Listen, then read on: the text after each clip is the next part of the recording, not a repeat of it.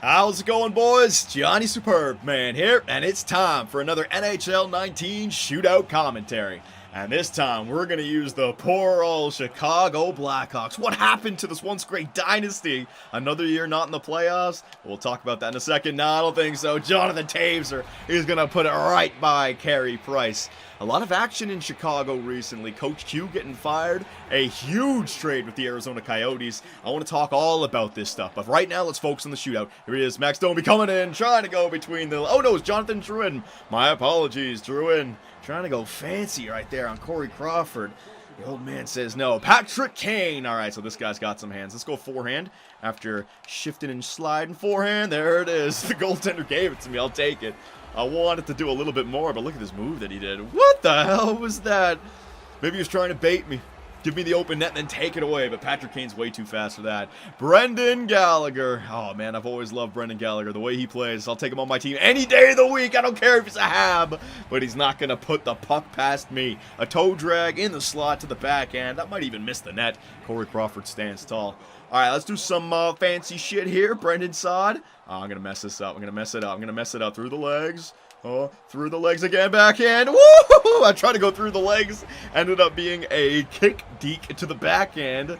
I tried to do the superb man shot. You know what, though? I have a chance to get the superb man shot for the win. If I let him score and I can do it with the next character, I just got to think about it. Oh, I can do it in practice, but when I'm in the middle of a commentary, I can never pull it off. All right, go ahead. Stay clutch. Put it in the net. Go ahead. Well, there you go. I was trying to be a nice guy, give him the shot, set up a superb man shot. The guy skates right into my goaltender and shoots it in my right pad. I guess he thought I was going to move. Dude, I can't move that fast. Just put it in the bottom left corner. Holy crap. All right, so let's get into this. The Chicago Blackhawks. I think we can say that, you can't take that dynasty away from them. But that dynasty is gone in the past. It's the same as the Pittsburgh Penguins. They were on fire back in 08, 09, 10. Then the Crosby injury to Steckel, and a lot of people thought the Pittsburgh Penguins were done. They retool, they come back, and they win 2 Stanley Cups in a row. I still think that can happen with the Chicago Blackhawks. But if you look back on what they've done over the past few years, it's not a surprise that this was coming. So first off, they're 9-10-5 this year. Not a great start. 6th in the Central. Last year, they missed the playoffs. It's time to really start thinking about what to do here. They're 3-5-2 in their last 10, and 27th for goals for and 27th for goals against. Now, I said it before, Patrick Kane, the one bright spot. Taser's looking good. DeBrinket's fine. Saad is fine. But after those 4 players, who do you have on your forward core? They just don't have the depth, right? And when I look back, the bad trades that, yes, led them to winning 3 Stanley Cups, but eventually would lead them to this area where they are, and they have no depth. I mean, Brendan Saad for Panarin, getting rid of Panarin, they're missing that offense right now. And Brendan Saad, he's not exactly putting up the numbers that they would love to see him put up. Chalmerson to Arizona for Laurent Dauphin and was it Connor Murphy? I mean, where are those guys right now for Chicago? I mean, a lot of these players they had to trade because there's no way they could have re-signed them. But what did they get back? Dauphin and Murphy? How about Philippe Danault? Who did they get back? Dale Weiss and Thomas Fleischmann. Patrick Sharp. Now, Patrick Sharp helped them win 3 Stanley Cups, sure. But who did they get back for him? Trevor Daley and Ryan Garbutt. Nick Leddy to the Islanders in exchange for Simpson, Brendan, Polka, and Nielsen. Toivo Teravainen to Carolina. I mean, it's almost like they did the same thing that the LA Kings did. Remember, after the LA Kings won their first Stanley Cup, they decided to hold on to Mike Richards. They could have got a boatload for him. He played great in their first Stanley Cup run, but then trailed off. And they had to keep that salary cap. Eventually, I think, bottom out. That salary cap they couldn't use on free agents. They couldn't trade him to acquire younger players, and their team suffers in the long run. I think Chicago's in that same spot. All those trades, like I said, not getting players back that are helping them out right now, and they still have veterans on that team that they haven't moved on from. I don't think it's the $10.5 million deals from Kane and Toews that are holding that team back. I mean, the cap was always going to go up, but they didn't cut ties with players that, yes, helped them win 3 Stanley Cups, but could have helped them retool as well. I mean, look at their blue line. They still have Seabrook and Keith. Imagine trading them a few years ago, right? Patrick Sharp, before he won that 3rd Stanley Cup, could have traded him. All the players that I just mentioned, they had Panarin, they had Chalmerson, Danault, Sharp, Leddy, Teravainen, and all these guys are gone right now, and who are you left with? So they're hitting that problem where they just don't have the depth to keep up with the NHL, but they've gone ahead and made a huge trade after firing Joel Quenneville, which makes sense. The Coach Q won 3 Stanley Cups for him, but it's time to maybe go in a younger direction. It's time for a retool, a rebuild. You need a new coach for that.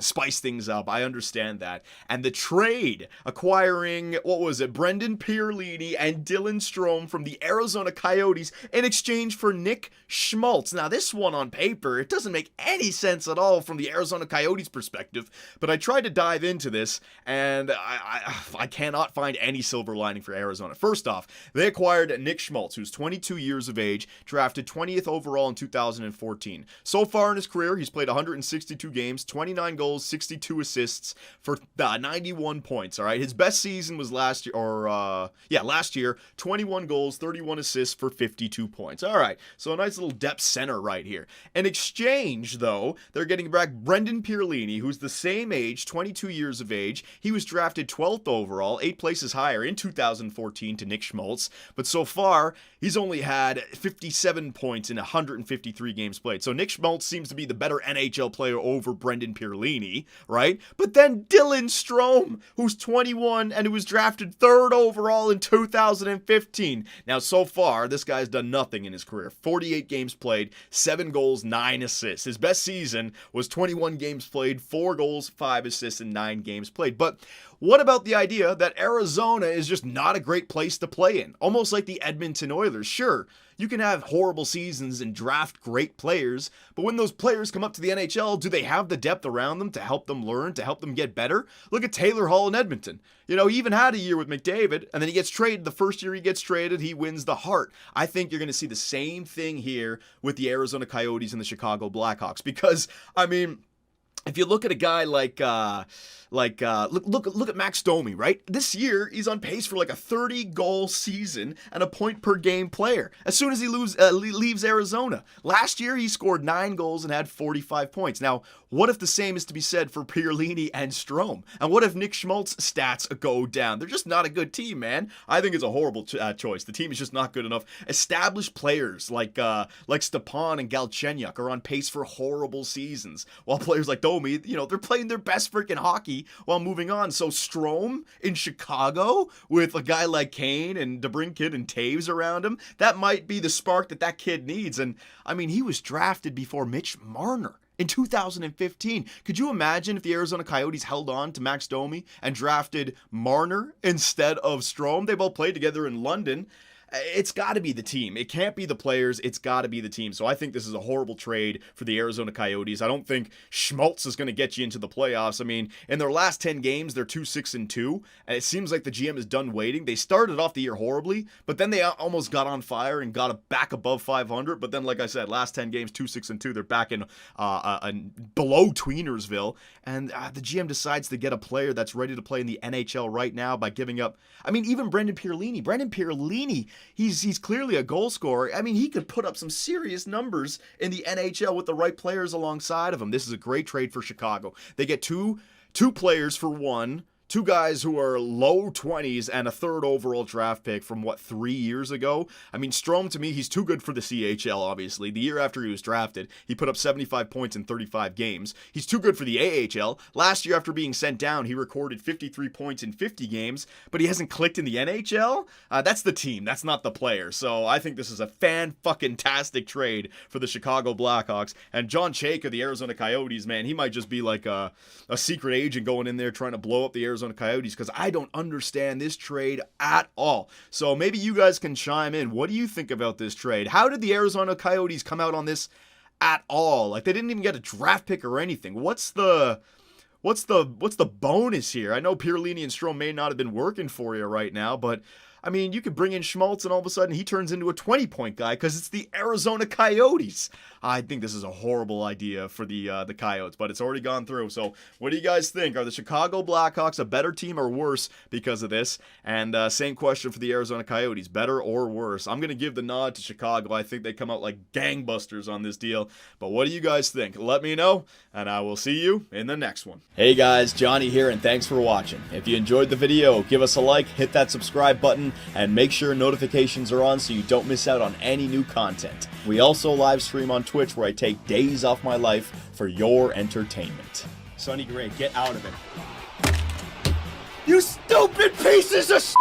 I should have gone with Jose for Fernandez! Oh my God, pitching change. Fernandez, get your ass in there. Oh, I swear to God, baseball God just decided to all over me. Grand slam, oh yeah. Make me miss the playoffs with a first-ranked team. Year 2, 30 games above 500, no divisional win, trip to the wild card. First inning.